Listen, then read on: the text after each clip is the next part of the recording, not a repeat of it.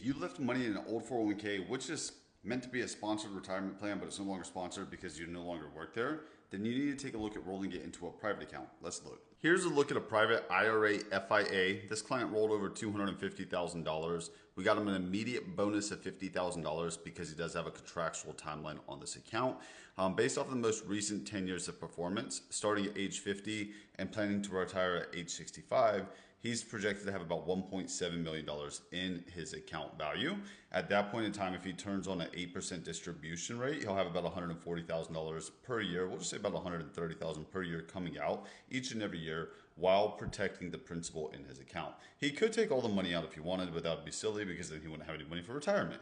So he's going to draw about $130,000, $140,000 per year for the rest of his life while preserving that principal. And then eventually, whenever he passes away, whatever's left in his account value, if he passes away like age 91, he will leave about $2.2 million to his family. Again, this is assuming the most recent 10 years of market performance. And as long as markets kind of perform like they have, these are his projected returns. And you can see here his annual assumed earnings interest rates. One thing you'll notice is it never goes negative because inside of the FIA, he has a guaranteed floor of 0%. So when markets like the NASDAQ and the S&P 500, they go negative, he won't experience losses on his account value. He will only participate in the market gains. So when markets go negative, he just kind of like floors out. He still took money out, and that's why you can see his distribution change because his account value did dip because he did withdraw money, but he didn't experience a 20% loss like others would have if they were directly invested in the market. And what else is awesome about this account is if you roll funds from a previous employer or a private IRA or a 403B or a TSP, it doesn't call it, there's no current taxation, there's no penalty to roll it over. You could just roll it, it's a seamless rollover,